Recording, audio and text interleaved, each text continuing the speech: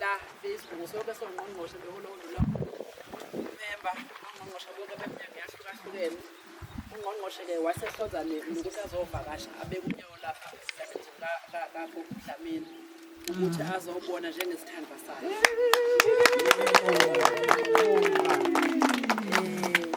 asizoba bade-ke ngokusebenza ngoba sisadlulela lapha ngizocela ngokukhulu ukuthi sakwetho ka-Human Settlement ukuthi la khuluma nje for few minutes ngalo msebenzi esizowenza. Ngiyabonga. Ngiyaxola yebo asami ugogo umntanami cha mina ngunokuthula kanyini ngiyaqolisa kade ngilokufeka sazela unokuthula kanyini ngomnyaka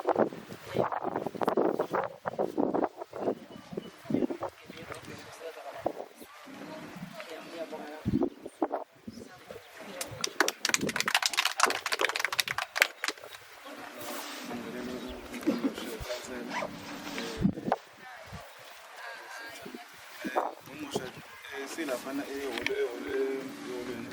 ukhanti reportile ngudaba lezinto ekade zama ngapheli asizobona lapha ngaphesheya ezinye zazo lezi ezisamile sisazofundiswa le yindlu eyahlonzwayo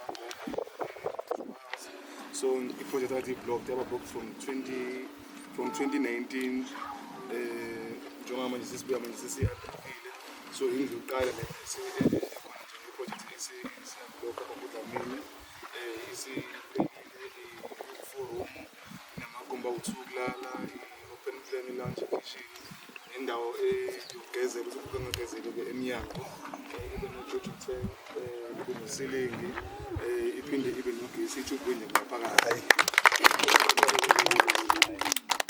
ugesi usutestiwe ikhona isource kansela ukhona uhlelo analo no-Eskom ukuthi bafike bazothumela ugogo intambo kagesi ukuthi umnyango onalo imvume yokuthumela intambo nama-infrastructure no-Eskom kodwa udaba lokukhansela asebenzayo othi maphathekile athi mhlawumbe alime lapho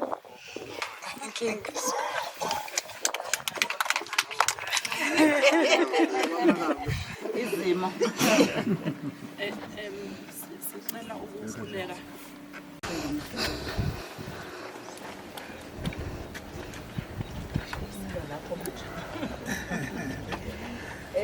ngicela ukuthatha ithuba ngibingelele ngikhuleke kukhulu indaba ezitha ngiyayithoba inkosi isizwe samaHlubi nesigungu senkosi ngibingelele amakhansela esihamba nawo kukhona umama uNciki ovela kumkhandlu wogu kwi-council yakhona yogu district kukhona ke uMzumbe municipality sino ward councillor ubaba ukhansela uNgwazi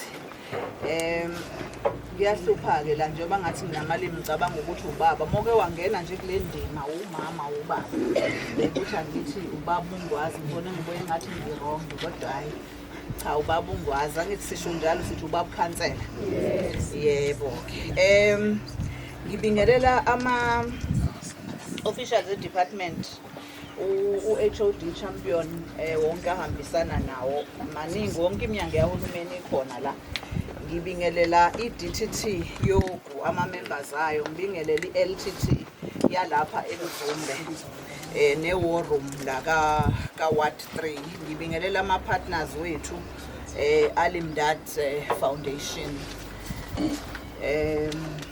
ngibingelele-ke nekhaya lalapha kwaDlamini.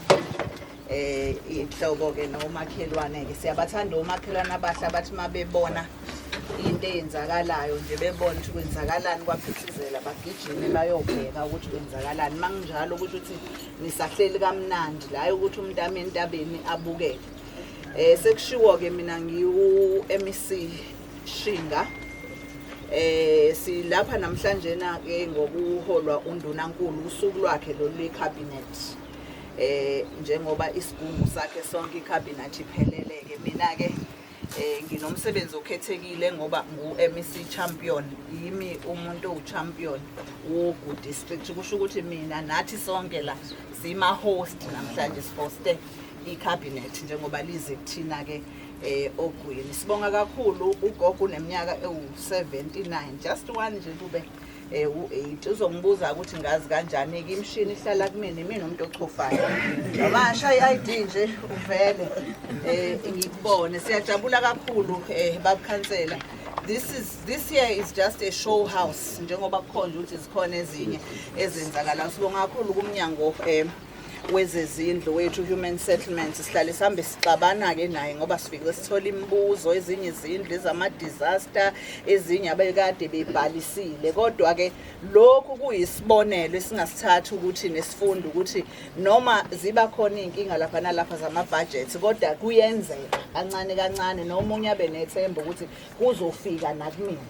Ilokho isifundo esisitholayo la namhlanje. So njengoba-ke kushiwo-ke gogo, ngiyithanda kakhulu lento esiyibonayo khansela ngoba uyabona ukuthi le muzi nje mawubona uyawubona ukuthi namhlanje uhulumeni unika isidima nokuhlonipheka. Umuntu obedinga ngempela lo onikezwa indlu ukuthi ahlonipheke naye. Mhlambe naye kade wehlele ethi kade ngabhalisa, but today it has come. Ngibonga labo ke sipartnerishe nabo Alimdad Foundation and other departments ukuthi Department of Human Settlements for mobilizing ukuthi singayivuli nje kodwa ibe simweni sokuthi uzofika ngaphakathi uthola umbhede uhlale ufica ukudla udle ngoba sithanda lokho ukuthi njoba icabinet lifikile asizile nje ukuzobukisa ngo blue light laba abagcwele imigwaqo kodwa it must be impactful. Kufanele sinisale nento enizokwazi ukuyithinta niyibone niyikhombe. So ingakho-ke sikhona-ke isikhathi sesishiyile-ke kodwa sithanda nje ukuthi ugogo-ke eze HOD ukuze senze ngokusemthethweni ukuthi khwenyana wakhe intshebe isiphishiphishi.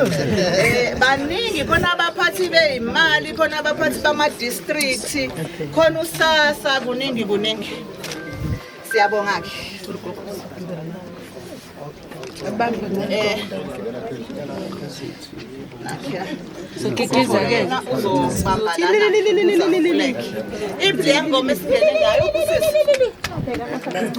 Akuzange kube nje lapha ekhaya, akuzange kube nje lapha ekhaya.